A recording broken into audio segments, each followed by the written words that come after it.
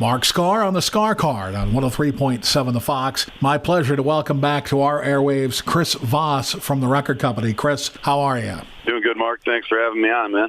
You bet. You were here last time when Play Loud came out, and congratulations on the fourth album. Thank you. Yeah, this one was a lot of fun. Stoked to be back out there, putting out music still. It's great. The response has been awesome. The record came out in mid-September. How long did it take you to name the album? It actually took longer than it would appear. Yeah?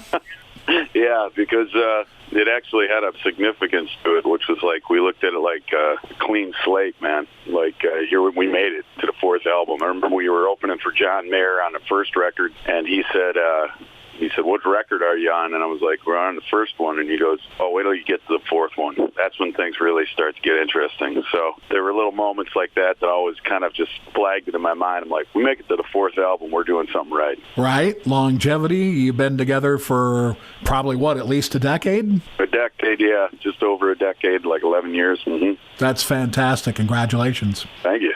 Yeah, no, it's you got to keep it fun. You got to love to be challenged and love what you do. The music's the uniter with the band. So I love bands, being in a band. It's different, like solo performers versus a band. Each has its own thing to offer. What I love about bands is a band creates a particular sound that only can happen if that band is playing together. And it's not a perfect sound. It's not like where you have like super studio aces or these really over-the-top skilled, gifted, professional players. You got buddies who are playing together that are pretty good together, and they make a sound. And if you're booking shows and people are coming, it must be connected. So it's been fun to have this happen, and plans are to go as long as we can with it. Talking to Chris Voss from the record company, the fourth album, tell me about the writing process and the recording process, when you did it, where you did it, all that good stuff. Well, man, we right before we had a kind of a title shift in like 15 months back. I'd say we released it in September, and right around September that we had a change. One of our managers had moved on, so we changed management, and then we changed booking, and then we delivered our demos for this record to our label, but the executive at the label that was our big supporter had moved on, and the new person came in and decided, I wanted to work with, his own people. So we had a fourth record option with them, and we got dropped right on the eve of Christmas, which was a pretty big shock because, we had Grammy nominations and made money on every record. So we were like, holy smokes, what just happened? Mm-hmm. So at that point, we were like, all right, man, we're going to double down on this. I grew up on a dairy farm in Wisconsin. I know that sometimes you got to dig in and you got to do the work. So we went into our bass player's living room and we recorded the record for like $5,000 or $6,000, I think is what this record cost to make, because we did it all ourselves. And when we released it, it was just we put all that stuff into the music. It made the record better. All those circumstances made the record better. And it's an honest reflection of where we were at the time. And then, it has a happy ending because we're going back out on tour. Our first single went to number 4 on AAA, so we were Billboard charts. So we were right up there with, the Foo Fighters and Lana Del Rey, which was pretty odd, pretty crazy. So, I think the overall theme is we made a really honest record. And if I learned anything, and if anybody can take anything from what I'm saying, I'd just say one more time in my life where I found that when you face difficulty, you can use that difficulty to spin to bigger inspiration that could possibly produce results that wouldn't have happened if the difficulty didn't happen. And I'm very proud we got through that and we're thriving again. With Chris Voss from the record company. So adversity informed these songs, no doubt about it. Absolutely, man. No question about it, man. It's like I say to people who are just getting started out, or I'm out here in California now and grew up in Wisconsin, and I run across people and musicians all the time that'll ask you questions. And one thing that I'll always say to them is you find your voice and be persistent. The only way to not be able to do what you want to do is to the guaranteed way to not do it is to stop. So, you have to pay attention to what's happening. But I mean, meaning that if nobody's coming, nobody's coming. But I mean, I got to tell you, nobody came to see my shows for a long time. And then I found Alex and Mark, and I kept being me. But in the context of those guys, it started to succeed, and adversity did inform this record, and I'm very proud of that. Talking to Chris Voss from the record company, let's talk about a couple of the tracks. Dance on Mondays, sure, with that great bass opening. Just a nice way to start the record. And that was our bass player, Alex Stiff, who produced the record. He has a tendency about every couple years to come up with a bass line that all of us just kind of turn our head and go, uh-oh, there's another one. You know, rock and roll's what? There's debatable when it started, but you can make an argument that it's a 70, 80-year-old genre, you know what I mean, at this point. So it's like you have to dig in and find new ways to express it to keep it fresh, you know what I mean? And having the bass lead the riff of the song is kind of our trademark on some of these kinds of tracks. And yeah, we were just trying to make a song that had a theme that was like, look, I don't dance on Mondays, like, AKA I do things on my own terms, when I want to, how I want to, and that's not saying that in a snide or angry way. We're really loving, positive guys, but it's more of a, you know what, man, I'm doing my thing here. You know? And you put a snappy bass line behind it, it works out. Let's talk about Darkest Days. I would assume now, given what we just talked about a little while ago, that informed this song lyrically. Yeah, I had come up with that. I found heaven the original lyric was, I found heaven in a low-down place. But then we decided, we're like, we can't do that, man. Everybody's going to think it's like Garth Brooks, Low Places. I found friends in low places or something, you know, or like, and I didn't have that in my mind when I wrote it. So none of us did. We were getting all excited. And one of our friends mentioned it. He's like, have you thought about this? And we're like, oh, crap. We've got to check. We've got to figure out a different way to say the same thing. And, sure. And then somehow it came about where it was like, I found heaven in my darkest days. I was like, whoa, that's way better. That's way better. So that was to change the lyric, and then the story just kind of happened from there. I think we've all been in those moments. Again, it's the big revelation I found is like life is challenging. How you deal with that challenge, how you use the difficulty is a big difference in where things go, at least in my experience in my life. And darkest days, we all have to have a shelter.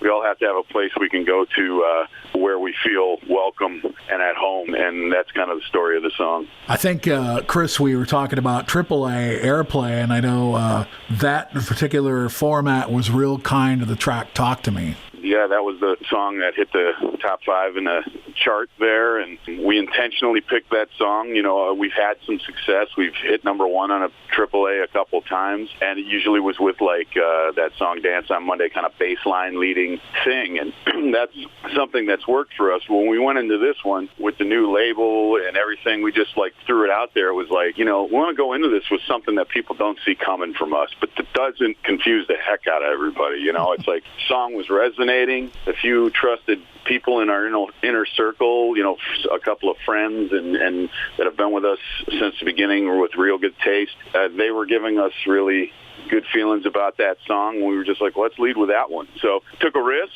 because we didn't know it was going to work, and it paid off. So yeah, that was great, and thanks to everybody who spun it, including you guys. That was great. My pleasure. And recently you released Roll With It. Yeah, man, Roll With It is another that we're going to be taking to radio, I've heard. So it's just got a bouncing beat. It's got like a little bit of that kind of a mid-60s kind of rockabilly meets electric vibe with a little bit of a like staccato rapping kind of vibe, but not like a modern hip-hop, just like as, you know, let's say Bob Dylan would do on Subterranean Homesick Blues or something. And it just tells a good story about, hey, man, you know, it's a good dancing track, a good track to beer back, and it's just like, hey, man, roll with it. That's our theme. It's like, it roll with it, keep on going now. That's the chorus. But, I mean, you know, it's like the whole song, if you listen to the lyrics, is about sometimes you feel like you've been thrown away, that you've been discarded, that you've been two-timed, backstabbed, that you've had some difficulty. And you got to roll with it. My dad used to say on the farm, say, Chris, whatever happens out there, when you leave, he used to say this to me as a kid, he's like, when you go out and live your life, just remember when you're having a hard day, that the sun will come up the next day. So it's kind of the same idea. Great advice, for sure. Or with Chris Voss from the record company. I know this summer you did some dates with one of my favorite bands, Rival Sons. What was that track like?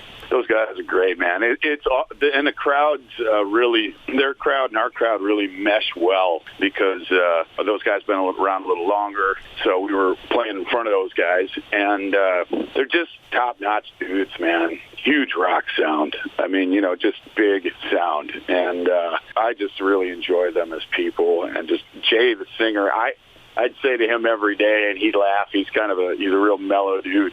And I'd be like, Jay, how the heck can you talk after that show, man? I mean, the way he throws down, man, like singing, he just really throws down. He's like got that fiery, not Robert Plant kind of voice, but like his own thing, his own kind of like really crazy, dexterous, astounding voice. So yeah, they're great guys, and that shows are killer. Those dudes are huge successes over in Europe. Like their show that we played with them over in Europe, and it was like pandemonium for them. Yeah, they're over there right now, actually. So next year, you just announced a 2024 tour. What can you tell me about that? I mean, the 2024 run is just the first part of many, many, many shows. So I think we announced, like 35, 40 shows that's going to cover the entire United States starting around January 9th and going through March, and there's more to come. So if I don't play 100-plus times next year, I'll be very upset with that because I want to be out there. I want to be working. I want to get this music to the people. It feels good. We played it live. It's exciting. Now we have 4 albums. We don't go like Grateful Dead flipping around the set list, but we do change the set list every night. Some people that have come and seen us, we have 2 dudes that have seen us 50 times, wow. Meaning 50. So between 50 and 0, we have a lot of people that come back, meaning like usually at shows, if I'm feeling it, I'll be like, who's seen us before? And it'll be at least half the crowd will put their hand up. So that gives me a good feeling. For sure. Because I know if you get a return customer, that means you're giving them something that's worth their time and energy and effort. And our ticket prices, we try to keep them reasonable. I think our ticket price is something $25, $30, which, it's not nothing, but, I have to make a living. But, we're not trying to gouge anybody here. We know that times are tough, and, we just want to get the music to people. I also want people to know, Chris, that the record company has very, very cool merch.